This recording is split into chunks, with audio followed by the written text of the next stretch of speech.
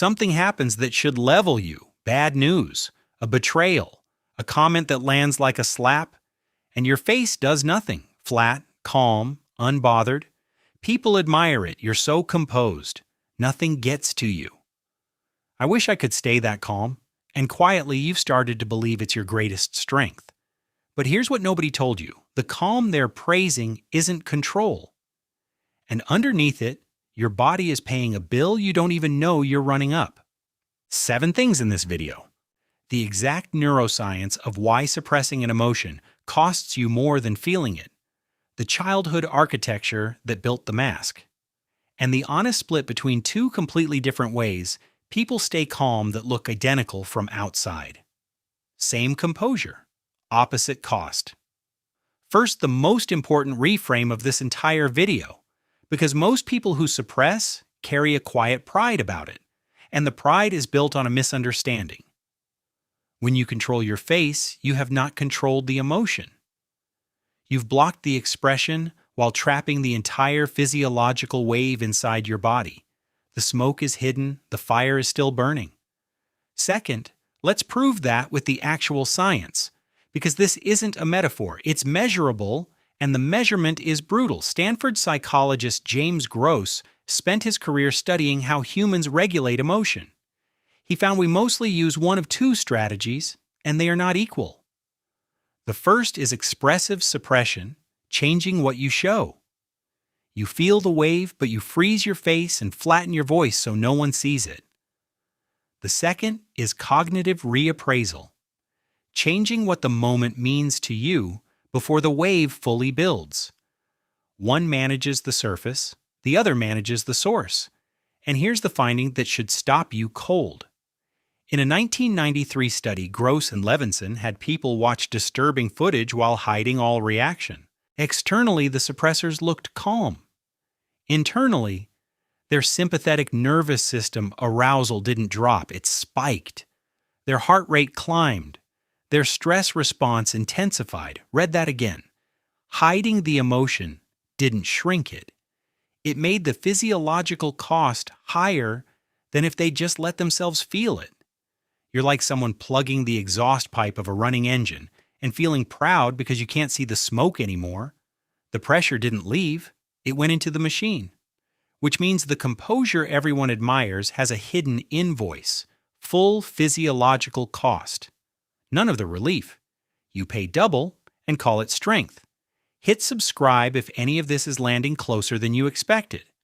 The next layer is the one that explains where the bill actually gets charged. Third, the body keeps the receipts, because the emotion you suppress doesn't dissolve. It gets stored, and it pays interest.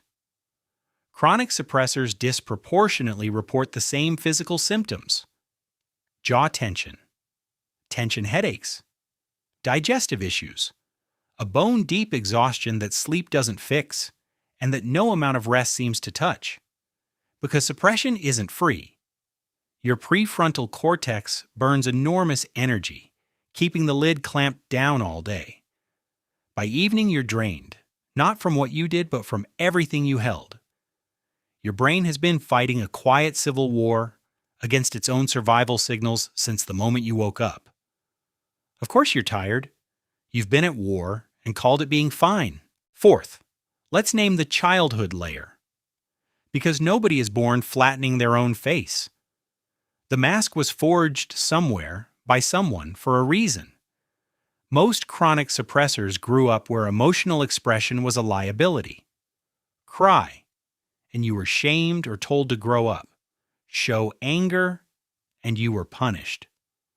Show fear, and the adults around you got worse, not better. Attachment theory explains what happens next. A child in that environment develops an avoidant pattern. They learn to disconnect their inner experience from any outward signal, to feel it but never, ever show it. They learn a single survival rule: to express what I feel is to risk being left. And a child who learns that doesn't unlearn it at 30. It just goes quiet and runs in the background. The adult who proudly says, "I just don't let things get to me," is often a once frightened child who decided long ago that the safest face was no face at all.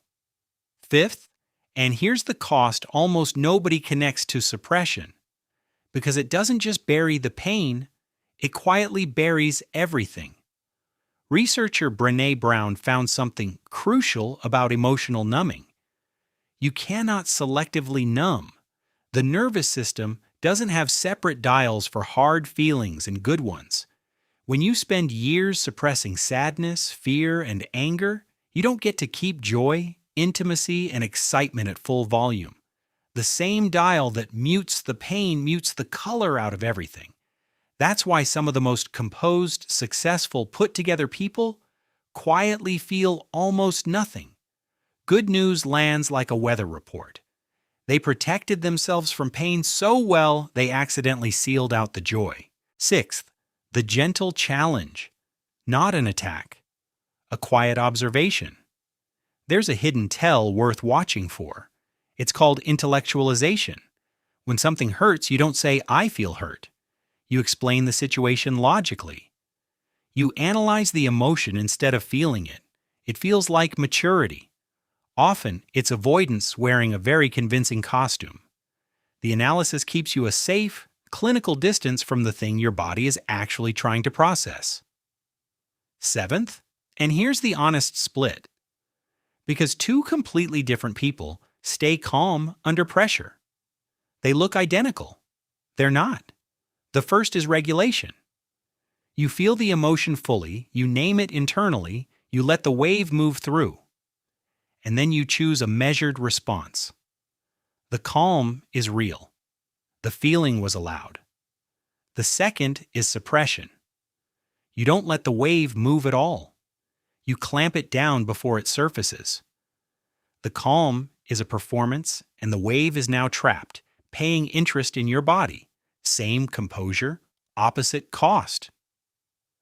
The test is simple. When you stay calm, did you feel the emotion first and choose your response? Or did you skip the feeling entirely to get straight to looking fine?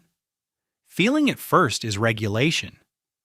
Skipping it is suppression.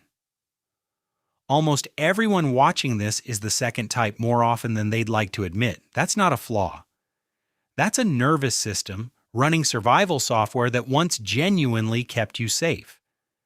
There's a line worth carrying with you after this video ends. The quietest person in the room often has the loudest internal world. The calmest face is sometimes the one holding back the most. Composure and peace are not the same thing, and your body knows the difference even when no one else does.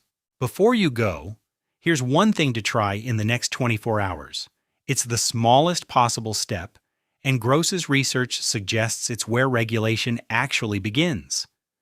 Next time you feel a wave rising and your reflex is to clamp it flat, don't express it, don't perform it, just name it silently to yourself. I am angry right now. I am hurt right now. This is fear. That single act of naming moves the processing out of your reactive amygdala and into your prefrontal cortex. It completes the circuit. You discharge the charge instead of storing it. No one else even has to know. You don't have to scream at your boss or cry in a supermarket to process an emotion. You just have to stop pretending on the inside that it isn't happening. Come back and tell me in the comments what shifted. And if someone in your life is the calm, unshakable, low-maintenance one, consider that their composure might not be peace. It might be the most expensive thing they own. If you've spent years being the strong one, the steady one, the one who never lets things get to them, you're not actually feeling less than everyone else. You're feeling exactly as much. You've just been paying full price in silence. That mask was a brilliant adaptation.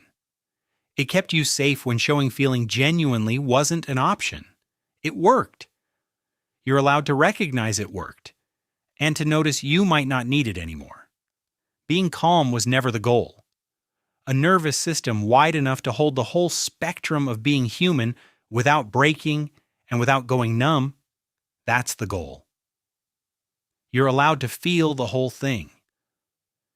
If any of this hit hit subscribe and like. It genuinely helps the channel reach more people who need to hear it. Tell me in the comments, when you stay calm, do you feel the emotion first and choose, or skip the feeling to look fine? Honest answer